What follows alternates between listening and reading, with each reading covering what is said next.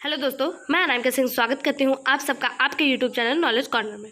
Friends, आज जो मैं आप लोगों के लिए लेकर आई हूँ वो बिहार 3.0 री एग्ज़ाम जनरल स्टडी के जितने भी क्वेश्चन हैं वो हम लोग आज सॉल्व करेंगे। 3.0 जो री एग्ज़ाम हुआ था उसके प्रीवियस ईयर क्वेश्चन, ठीक है।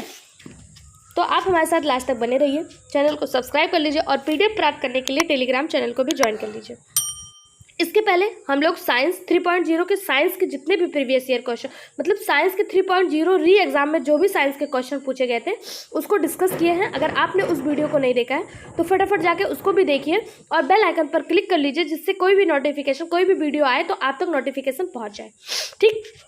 अब हम देखेंगे जनरल स्टडी जो 40 क्वेश्चन पूछे जाते हैं, इसमें कौन कौन से क्वेश्चन 3.0 री एग्जाम में आए हुए थे। पहला क्वेश्चन है, हमारे शरीर में मलेरिया परजीवी का भंडारण स्थल है, यानी कि पूछा है हमारे शरीर में मलेरिया परजीवी कहाँ पे भंडारित होता है। ऑप्शन दिया हुआ है प्लीहा, जिसे स्प्लीन कहते हैं, पेट, यकृत, एक से अधिक इनमें से कोई नहीं। इसका सही जवाब हो जाएगा ऑप्शन ए प्लीहा यानी कि स्प्लीन। मलेरिया प्लाज्मोडियम प्रजाति की एक कोशिका परजीवी के कारण होता है। यह परजीवी सबसे ज़्यादा मच्छरों के काटने से इंसानों में फैलता है, ठीक है। मलेरिया परजीवी किसी वाहक के माध्यम से शरीर के रक्त प्रवाह में पहुंच जाता है।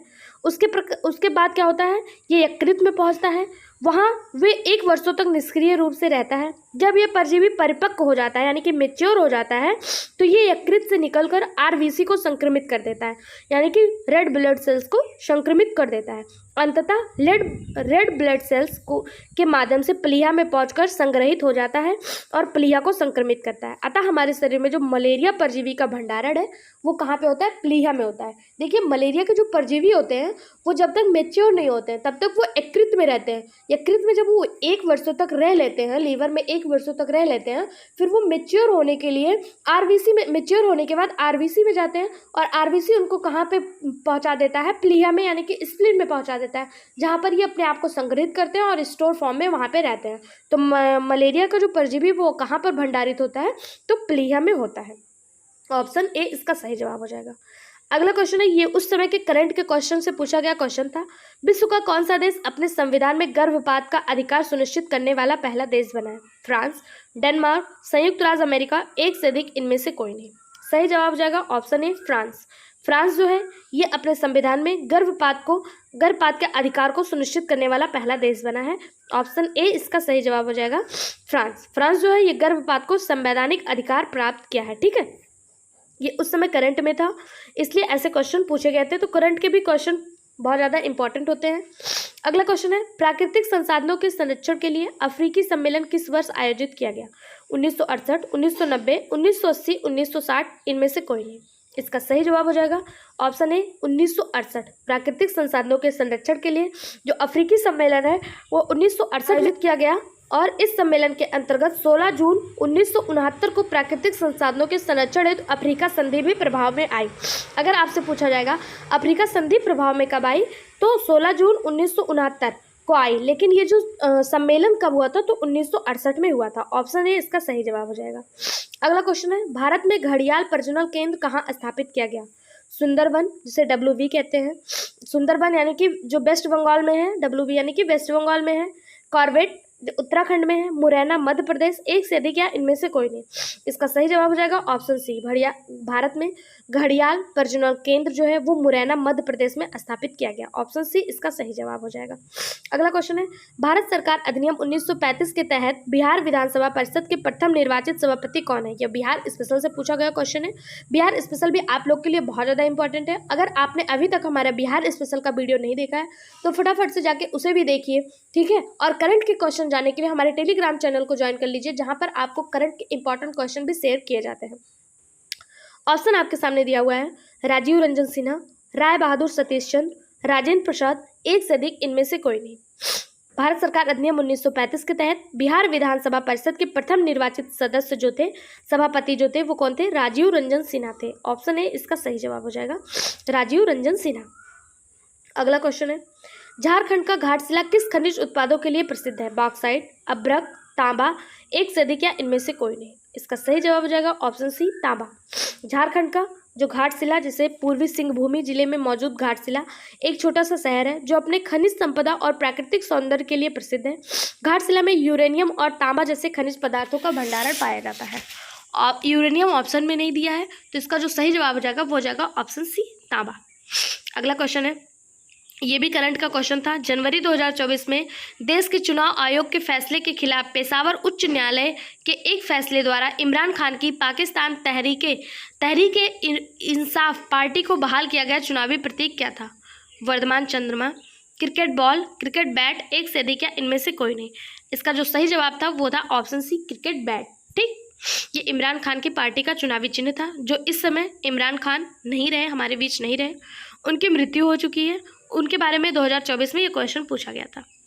अगला क्वेश्चन है, सड़क प्रकाश में उपयोग आने वाले बल्बों को जोड़ा जाता है। ये साइंस, जनरल साइंस से पूछा गया क्वेश्चन है कि सड़क प्रकाश में जो यूज किया जाने वाला बल्ब है उसे कैसे जोड़ा जाता है? श्रेणी क्रम में, दोनों श्रेणी एवं समांतर क्रम में, समांतर क्रम में, एक से अधिक, इनमें से कोई नहीं।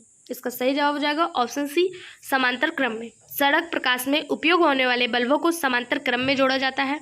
क्यों? क्योंकि बल्बों को श्रेणी क्रम में जोड़ने पर प्रकाश में गिरावट आती है, जिससे इसके रेडेंट ल्यूमेन से चमक जो है वो कम हो जाता है, इसलिए इसको कैसे जोड़ा जाता है? समांतर क्रम में जोड़ा जाता है। अगला क्वेश्चन है, कितने वर्षों में 7500 का 8% साधारण ब्याज दोगुना हो जाएगा? ये साइंस का पूछा गया क्वेश्चन है कि 7500 पे अगर 8% का साधारण ब्याज लग रहा है तो वो दोगुना कितने वर्षों में हो जाएगा? तो ये 12.5 साल में जो है ये दोगुना हो जाएगा। इसका PDF अगर आप प्राप्त करना चाहते हैं तो टेलीग्राम चैनल को ज्वाइन कर लीजिए, जहाँ से आपको डिस्कशन सहित PDF जो है वो मिल जाएंगे।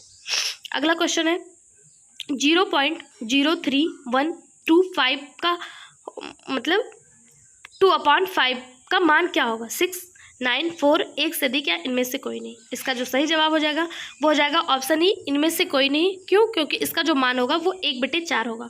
ऑप्शन ई इसका सही जवाब हो जाएगा। अगला क्वेश्चन है, निम्न में से कौन सा गैर ओमहिक प्रतिरोध का प्रतिनिधित्व करता है? नाइक्रोम, तांबा, टार्च बल्ब, एक से अधिक, इनमें से कोई नहीं। इसका सही जवाब ऑप्शन सी, टार्च बल्ब। गैर ओमहिक प्रतिरोध यानी कि ओम के नियम का पालन नहीं करता है, तो कौन? टार्च का बल्ब ओम के नियम का पालन नहीं करता है। अर्धचालक, डायोड, थर्मामीटर प्रकाश और टार्च का बल्ब जो होते हैं ये सब ओम के नियम का पालन नहीं करते हैं। ऑप्शन सी इसका सही जवाब हो जाएगा। अगला क्वेश्चन है, भारत में पानी का सर्वाधिक उपयोग किस प्रयोजन में किया जाता है? उद्योग, घरेलू, सिंचाई, एक से अधिक या इनमें से कोई नहीं। भारत एक कृषि प्रधान देश है, तो इसमें पानी का जो सबसे ज़्यादा उपयोग है वो सिंचाई के लिए किया जाएगा। ऑप्शन सी इसका सही जवाब हो जाएगा। नीति आयोग की report composite water management index के अनुसार देश में जल की कुल खपत का लगभग 85% हिस्सा कृषि क्षेत्र में, जबकि 10% उद्योग में और 5% जो होता है वो घरों में प्रयोग किया जाता है। यहाँ से आपको कई इंपॉर्टेंट क्वेश्चन मिल रहे हैं, जैसे कि कंपोजिट वाटर मैनेजमेंट इंडेक्स कौन जारी करता है? नीति आयोग करता है। इसमें कृषि में कितना % जल का यूज किया गया? 85%, उद्योग में 10% और घरों में 5%। हो सकता है अगली बार क्वेश्चन घुमा के पूछ ले, तो आपको प्रीवियस ईयर क्वेश्चन इसलिए ज़रूरी होते हैं क्योंकि उन्हीं से मिलता जुलता क्वेश्चन अगले क्वेश्चन में आपको देखने को मिल जाता है। तो प्रीवियस ईयर क्वेश्चन सभी सब्जेक्ट के हमारे साथ पढ़ने के लिए चैनल को सब्सक्राइब कर लीजिए, वीडियो को लाइक कर दीजिए और PDF प्राप्त करने के लिए टेलीग्राम चैनल को ज्वाइन करना मत भूलिए। अगला क्वेश्चन है, भारत के राष्ट्रीय पुस्तकालय ने अपनी यात्रा किसके उद्घाटन के साथ शुरू की? मार्च 1837 में कलकत्ता पब्लिक लाइब्रेरी, मार्च 1838 में कलकत्ता पब्लिक लाइब्रेरी, 1836 में कलकत्ता पब्लिक लाइब्रेरी, एक से अधिक या इनमें से कोई नहीं। इसका सही जवाब हो जाएगा ऑप्शन सी, मार्च 1836 में कलकत्ता पब्लिक लाइब्रेरी। अगला क्वेश्चन है, इसको पढ़ लेते हैं। भारत में राष्ट्रीय पुस्तकालय ने अपनी यात्रा 21 मार्च 1936 को कलकत्ता, जिसे आजकल कोलकाता कहा जाता है, में सार्वजनिक पुस्तकालय की स्थापना आरंभ की। कलकत्ता सार्वजनिक पुस्तकालय को बाद में इंपीरियल लाइब्रेरी के साथ मिला दिया गया, यानी कि इसका मर्जन हो गया इंपीरियल लाइब्रेरी के साथ। इसको 1903 में जनता के लिए खोल दिया गया। स्वतंत्रता पूर्वक 1948 में इंपीरियल लाइब्रेरी का नाम परिवर्तित करके इसे राष्ट्रीय पुस्तकालय रख दिया गया। अब 1938 के बाद इस इंपीरियल लाइब्रेरी का नाम क्या हो गया? राष्ट्रीय पुस्तकालय हो गया। सबसे पहले जब ये खुला था तो कलकत्ता सार्वजनिक पुस्तकालय के नाम से स्थापित हुआ था। उसके बाद इसका नाम चेंज करके इंपीरियल लाइब्रेरी कर दिया गया 1930 में। 1903 में इसे जनता के लिए खोल दिया गया और स्वतंत्रता के बाद 1948 में इसका नाम चेंज करके राष्ट्रीय पुस्तकालय रख दिया गया। ठीक, अगला क्वेश्चन है, केंद्रीय विधानसभा में हानि रहित बम किसने फेंका? बटुकेश्वर दत्त, जतिन दास, चंद्रशेखर आजाद, एक से अधिक, इनमें से कोई नहीं। इसका सही जवाब हो जाएगा ऑप्शन ए, बटुकेश्वर दत्त। 8 अप्रैल 1929 को हिंदुस्तान एसोसिएशन रिपब्लिक एसोसिएशन के सदस्य भगत सिंह और बटुकेश्वर दत्त ने पब्लिक सेफ्टी बिल एवं ट्रेड डिस्प्यूट बिल के विरोध में हानि रहित बम फेंका था। ठीक है, भगत सिंह ऑप्शन में नहीं दिया हुआ है, तो इसका सही जवाब हो जाएगा बटुकेश्वर दत्त। ऑप्शन ए इसका सही जवाब हो जाएगा। अगला क्वेश्चन है, निम्न में से कौन सा कोलाइड नहीं है? ये साइंस का क्वेश्चन है। रक्त, सिरका, धुआं, एक से अधिक, इनमें से कोई नहीं। आपसे पूछा कौन सा कोलाइड नहीं है, इसका सही जवाब हो जाएगा सिरका। सिरका जो है ये कोलाइड नहीं है। सिरका इसे एसिटिक एसिड के नाम से जानते हैं। इसमें CH3COOH इसका फॉर्मूला होता है, इसे एसिटिक एसिड कहते हैं। ये कोलाइड नहीं है। अगर ये कोलाइड नहीं है तो क्या है? तो ये बिस्मांगी मिश्रण है। क्या है? बिस्मांगी मिश्रण है। ठीक है, अगला क्वेश्चन है, दो संख्याओं का अनुपात 14:25 है। यदि उनके बीच का अंतर 264 है तो दोनों संख्याओं में छोटी संख्या कौन सी होगी? आपके सामने ऑप्शन दिया है 317, 336, 382, एक से अधिक, इनमें से कोई नहीं। इसका सही जवाब हो जाएगा 336। ऑप्शन बी इसका सही जवाब हो जाएगा 336। दो संख्याओं का अनुपात 14:25 है और उनके बीच का अंतर जो है वो 264 है। तो इसका जो क्या हो जाएगा, एक मिनट, दोनों संख्याओं में सबसे छोटी संख्या कौन सी होगी? वो हो जाएगी 336। ऑप्शन बी इसका सही जवाब हो जाएगा। ठीक, अगला क्वेश्चन है, प्रकाश की ओर पौधे के झुकाव का मुख्य कारण क्या है? मूलाग्र पर ऑक्सीजन की सांद्रता, प्ररोह छोर पर ऑक्सीजन की सांद्रता, प्ररोह के छायादार भाग पर ऑक्सीजन का विस्तरण। यही सही जवाब हो जाएगा ऑप्शन सी, प्ररोह के छायादार भाग पर ऑक्सीजन का विस्तरण। इसका सही जवाब हो जाएगा। अगला क्वेश्चन है, हाल ही में नेपाल सरकार द्वारा किस शहर को देश की पर्यटक राजधानी घोषित किया गया? काठमांडू, पोखरा, लुम्बिनी, एक से अधिक, इनमें से कोई नहीं। नेपाल की राजधानी काठमांडू है, लेकिन यहाँ पे पर्यटक राजधानी पूछा है तो पोखरा को पर्यटक राजधानी के रूप में घोषित किया गया। ऑप्शन बी इसका सही जवाब हो जाएगा। उस समय करंट का ये क्वेश्चन था जो हमें देखने को मिला था 2024 में। ठीक है, पोखरा को नेपाल की पर्यटक राजधानी घोषित किया गया।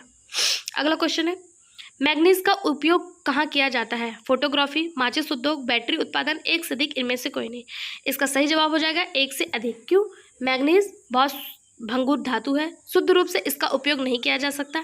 इसका उपयोग मुख्य रूप से स्टील जैसी मिश्र धातु बनाने में, मैग्नीज का उपयोग जो है बैटरी उत्पादन, कांच उत्पादन, रबड़ एवं चीनी मिट्टी के बर्तन बनाने में भी किया जाता है। तो ऑप्शन में आपको फोटोग्राफी उद्योग, माचिस उद्योग और बैटरी उत्पादन दिया हुआ है, तो तीनों में ही मैग्नीज का उपयोग किया जाता है। ठीक है, ऑप्शन डी इसका सही जवाब हो जाएगा। अगला क्वेश्चन है, सुभाष चंद्र बोस किस वर्ष भारतीय राष्ट्रीय कांग्रेस के अध्यक्ष बने? 1938, 1939, 1937, एक से अधिक, इनमें से कोई नहीं। नेताजी सुभाष चंद्र बोस 1938 में भारतीय राष्ट्रीय कांग्रेस के अध्यक्ष बने थे। साथ साथ 1939 में भी ये भारतीय राष्ट्रीय कांग्रेस के अध्यक्ष बने थे, लेकिन गांधी जी के विरोध के बाद इन्होंने 1939 में इस्तीफा दे दिया था, जिसके बाद डॉक्टर राजेंद्र प्रसाद ने 1939 की अध्यक्षता की थी। ठीक, तो 1938 के हरिपुरा अधिवेशन जिसे 52वां अधिवेशन था, और उसके बाद दूसरी बार 1939 के त्रिपुरी अधिवेशन में, दोनों में ही सुभाष चंद्र बोस जो है वो जीते थे। उसके बाद गांधी जी ने इनका विरोध किया सुभाष चंद्र बोस का, तो सुभाष चंद्र बोस जी ने इस्तीफा दे दिया, और उसके बाद 1939 के अध्यक्ष की अध्यक्षता किसने की? डॉक्टर राजेंद्र प्रसाद ने की थी। अगला क्वेश्चन है, साइमन कमीशन के गठन की घोषणा कब हुई? 8 नवंबर 1938, 8 नवंबर 1929, 8 दिसंबर 1927, एक से अधिक, इनमें से कोई नहीं। इसका सही जवाब हो जाएगा ऑप्शन ई, इनमें से कोई नहीं। ये आपका 1857 की क्रांति से पूछा गया क्वेश्चन है। साइमन कमीशन की जो घोषणा है वो 8 नवंबर 1927 को हुई थी, जो ऑप्शन में कहीं भी नहीं मिला है, तो इसका सही जवाब हो जाएगा ऑप्शन ई, 8 नवंबर 1927। अगर आपसे पूछा जाए कि साइमन कमीशन भारत कब आया, तो 3 फरवरी 1928 को साइमन कमीशन भारत आया था, जिसके फलस्वरूप भारत में go back, Simon go back के नारे लगे थे। तो इसका जो गठन है वो 8 नवंबर 1927 को हुआ था, और ये भारत आया था 3 फरवरी 1928 को। ऑप्शन ई इसका सही जवाब हो जाएगा। अगला क्वेश्चन है, भारत में ज्वारीय एवं तरंग ऊर्जा उत्पादन के लिए अधिक अनुकूल परिस्थितियां कहाँ पाई जाती हैं? खंभात खाड़ी, गंगा नदी, कच्छ की खाड़ी, मन्नार की खाड़ी, एक से अधिक, इनमें से कोई नहीं। इसका सही जवाब हो जाएगा ऑप्शन ए, खंभात की खाड़ी। भारत सरकार के अनुमानों के अनुसार देश की ज्वारीय एवं तरंग ऊर्जा क्षमता 9000 मेगावाट है, जिसमें गुजरात के जो खंभात की खाड़ी है उसमें 7000 मेगावाट अकेले की है। ठीक है, पूरे देश की अगर बात करें तो 9000 मेगावाट है, और जो केवल गुजरात के खंभात की खाड़ी की बात करें तो 7000 मेगावाट अकेले गुजरात के खंभात की खाड़ी की है। कच्छ के रण में 1200 मेगावाट और पश्चिम बंगाल के सुंदरवन डेल्टा में 100 मेगावाट की क्षमता पाई जाती है। इसलिए उच्च जो क्षमता है वो खंभात की खाड़ी में पाई जाएगी। ऑप्शन ए इसका सही जवाब हो जाएगा। अगला क्वेश्चन है, 26/11 मुंबई आतंकी हमलों के दौरान अपनी भूमि के लिए प्रसिद्ध डॉक्टर सदानंद दाते को मार्च 1924 में अपनी भूमिका के लिए प्रसिद्ध डॉक्टर सदानंद दाते को मार्च 1924 में निम्नलिखित में से किस बल के प्रमुख के रूप में नियुक्त किया गया? सीआरपीएफ, ईडी, बीएसएफ, एक से अधिक, इनमें से कोई नहीं। इसका सही जवाब हो जाएगा इनमें से कोई नहीं। क्यों? क्योंकि 26/11 जो आतंकी हमला मुंबई में हुआ था उसमें महत्वपूर्ण भूमिका निभाने वाले सदानंद दाते को राष्ट्रीय अन्वेषण एजेंसी, जिसे NIA कहा जाता है, इसके अध्यक्ष के रूप में नियुक्त किया गया था। ठीक है, अगला क्वेश्चन है, निम्न में से शरीर का कौन सा अंग शरीर के संतुलन को नियंत्रित करता है? पसली, सेरिबेरम, कान, एक से अधिक, इनमें से कोई नहीं। ये डिस्ट्रीब्यूट क्वेश्चन था जिसमें लोगों को बहुत ज़्यादा कन्फ्यूजन था। इसका जो सही जवाब था वो था कान। कान जो है वो शरीर के अंगों को नियंत्रित करता है। ऑप्शन सी इसका सही जवाब था। क्यों? क्योंकि कान के जो आंतरिक भाग होता है उसमें मेडुला और क्रिस्टे नामक संरचना पाई जाती है जो शरीर को संतुलित बनाने में महत्वपूर्ण भूमिका निभाती है। तो ऑप्शन सी इसका सही जवाब हो जाएगा। अगला क्वेश्चन है, एक कमरा 8 मीटर लंबा, 6 मीटर चौड़ा, 10 मीटर ऊंचा है तो कमरे में रखे जा सकने वाले सबसे लंबे खंभे की लंबाई क्या होगी? 12 मीटर, 10√6 मीटर, 10√2 मीटर, एक से अधिक, इनमें से कोई नहीं। इसका सही जवाब हो जाएगा ऑप्शन सी 10√2 मीटर। अगर आप इसका अच्छे से विश्लेषण करना चाहते हैं PDF के माध्यम से तो PDF प्राप्त करने के लिए टेलीग्राम चैनल को ज्वाइन कर लीजिए जहां से आप इसको सॉल्व कर पाएंगे। अगला क्वेश्चन है, निम्न ऑक्साइडों में से कौन सा जल में घुलनशील है? CaO, FeO, ZnO, एक से अधिक, इनमें से कोई नहीं। पहला है CaO calcium hydroxide, FeO iron hydroxide, ZnO zinc hydroxide. तो इसका सही जो जवाब हो जाएगा वो हो जाएगा CaO कैल्शियम हाइड्रोक्साइड। ये जल में आसानी से घुलनशील होता है। ऑप्शन ए इसका सही जवाब हो जाएगा। अगला क्वेश्चन है, सिनेमा में आजीवन योगदान के लिए दादा साहब फाल्के पुरस्कार 2023 से किसे सम्मानित किया गया? उस समय करंट में था ये क्वेश्चन, इसलिए पूछा गया। ये करंट का क्वेश्चन है। देव कुमार, आशा पारेख, वहीदा रहमान, एक से अधिक, इनमें से कोई नहीं। इसका सही जवाब ऑप्शन सी वहीदा रहमान। वहीदा रहमान 2023 दादा साहब फाल्के पुरस्कार से सम्मानित किया गया। ये एक बॉलीवुड की अभिनेत्री थी जिन्हें 2023 के दादा साहब फाल्के पुरस्कार से सम्मानित किया गया। ठीक, अगला क्वेश्चन है, एशियाटिक सोसाइटी ऑफ बंगाल की स्थापना किसके द्वारा की गई?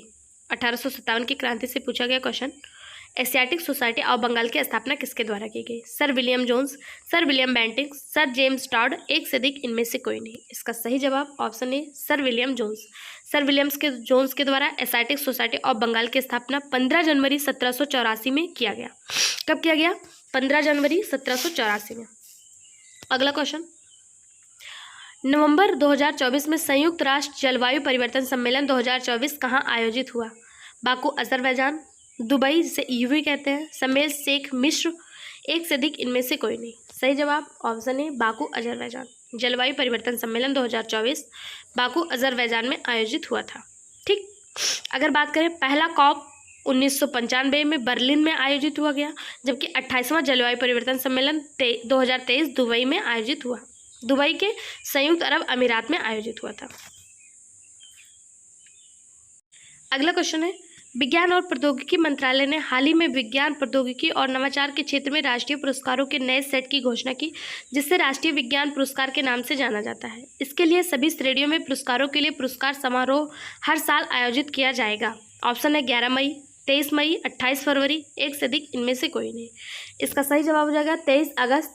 23 अगस्त राष्ट्रीय अंतरिक्ष दिवस के रूप में हर साल इसको सेलिब्रेट किया जाएगा। ऑप्शन बी इसका सही जवाब हो जाएगा। अगला क्वेश्चन है, बिहार दिवस कब मनाया जाता है? 22 मार्च को बंगाल प्रेसिडेंसी से अलग होकर, 22 मार्च को कलकत्ता प्रेसिडेंसी से अलग होकर, 22 मार्च को मुगल प्रेसिडेंसी से अलग होकर, एक से अधिक, इनमें से कोई नहीं। इसका सही जवाब हो जाएगा ऑप्शन ए। बिहार दिवस 22 मार्च को बिहार राज्य के गठन के प्रतीक के तौर पर मनाया जाता है। 22 मार्च 1912 को बिहार एवं उड़ीसा को बंगाल से अलग कर दिया गया था, जिसके कारण बिहार दिवस के रूप में सेलिब्रेट किया जाता है। बिहार इम्पॉर्टेंट फैक्ट्स जितने भी हैं, बिहार दिवस कब मनाया जाता है, बिहार के नेशनल सिंबल्स क्या हैं और बिहार की स्थापना कब हुई, किस वर्ष हुई, सब कुछ हम लोग बिहार स्पेशल में डिस्कस कर चुके हैं। अगर आपने उसे नहीं देखा है तो ज़रूर देखिए, क्योंकि अगर आप बिहार में किसी भी एग्ज़ाम की तैयारी कर रहे हैं तो वहाँ से बिहार के क्वेश्चन आपको ज़रूर देखने को मिलते हैं। तो आप हमारे इसी चैनल के प्लेलिस्ट में जाइए और बिहार इंपॉर्टेंस भी देखने की कोशिश करिए। ठीक,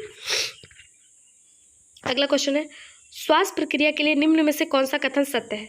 ऊर्जा स्रावित होती है तथा एडीपी के रूप में भंडारित होती है। ऊर्जा स्रावित नहीं होती है। ऊर्जा स्रावित होती है तथा एटीपी के रूप में भंडारित होती है।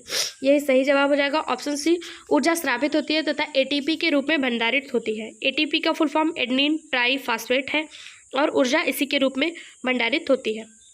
अगला क्वेश्चन, यदि x की पावर 4 प्लस वाई की पावर 4 इक्वल टू 17 है तथा x प्लस वाई इक्वल टू 1 है तो x square Y square minus 2xy का मान क्या होगा? 8, 12, 14। इसका सही जवाब हो जाएगा ऑप्शन ए 8। अगर आप PDF प्राप्त करना चाहते हैं तो टेलीग्राम चैनल को ज्वाइन कर लीजिए, जहाँ से आपको इसका PDF मिल जाएगा। अगला क्वेश्चन है, निम्नलिखित में से कौन सा सही है? इसका जो सही जवाब है वो हो जाएगा ऑप्शन बी, यही सही है। ठीक है, कैसे है ये आप फॉर्मूला के माध्यम से यहाँ पे देख सकते हैं, जहाँ पे सॉल्व करके दिखाया गया है, जिससे आप PDF प्राप्त कर लीजिए। PDF में आपको सब मिल जाएगा, जिसके लिए आपको टेलीग्राम का चैनल ज्वाइन करना होगा। अगला क्वेश्चन है, निम्नलिखित में से कौन सा उन 4 पायलटों में से नहीं है जिन्हें 2024-25 में योजनाबद्ध अंतरिक्ष में इसरो के गगनयान मिशन के लिए अंतरिक्ष यात्री बनाने के लिए प्रशिक्षित किया गया था? आपके सामने 3 पायलट्स के नाम दिए हैं। Group captain Ajit Krishnan, wing commander Shubhanshu Shukla, group captain PV Nair, एक से अधिक इनमें से कोई नहीं। इसका जो सही जवाब हो जाएगा वो हो जाएगा ऑप्शन ई, उपयुक्त में से कोई नहीं, क्योंकि अंतरिक्ष में जाने के लिए गगनयान मिशन में 4 अंतरिक्ष यात्री नामित किए गए थे। उनमें से ग्रुप कैप्टन प्रशांत बालकृष्णन नायर, अंगद प्रताप, अजीत कृष्णन और विंग कमांडर शुभांशु शुक्ला चारों ही थे। इनमें से तीनों थे और एक अलग से जो थे वो थे बालकृष्णन नायर।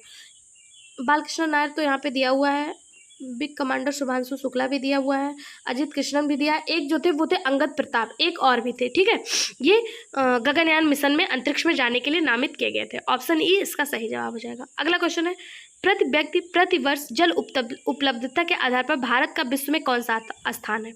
इसका सही जवाब हो जाएगा 133 स्थान है। ठीक है, विश्व संसाधन संस्थान के अनुसार प्रति व्यक्ति प्रति वर्ष जल उपलब्धता के मामले में भारत 164 देशों में 133वें स्थान पर है। कितने देशों में? 164 देशों में। अगला क्वेश्चन आपके सामने मैथ का क्वेश्चन दिया हुआ है, इसको आप पढ़ लीजिए। इसका जो सही जवाब हो जाएगा वो हो जाएगा ऑप्शन सी। इसका डिटेल स्टडी आप PDF के माध्यम से कर सकते हैं। PDF प्राप्त करने के लिए टेलीग्राम चैनल को भी ज्वाइन कर लीजिए। अगला क्वेश्चन है, कांग्रेस सोशलिस्ट पार्टी CSP का गठन किस वर्ष हुआ? 1932, 1934, 1930, एक से अधिक इनमें से कोई नहीं। जो सही जवाब हो जाएगा वो हो जाएगा ऑप्शन बी, 1934। कांग्रेस सोशलिस्ट पार्टी, जिसे CSP के नाम से जाना जाता है, इसका गठन 1934 में हुआ था। ऑप्शन बी इसका सही जवाब हो जाएगा 1934। ठीक है, आपसे पूछा जाए कांग्रेस सोशलिस्ट पार्टी का गठन किसने किया, तो जयप्रकाश नारायण, डॉक्टर राम मनोहर लोहिया और आचार्य नरेंद्र देव के द्वारा कांग्रेस सोशलिस्ट पार्टी का गठन मई 1934 में किया गया। ठीक, अगला क्वेश्चन, कौन सी नदी भारत और नेपाल के बीच सीमा बनाती है? गंडक, कोसी, काली, एक से अधिक इनमें से कोई नहीं। इसका सही जवाब हो जाएगा ऑप्शन सी, काली नदी। काली नदी, जिसे महाकाली के नाम से भी जाना जाता है, ये नेपाल और भारत के बीच सीमा बनाने का कार्य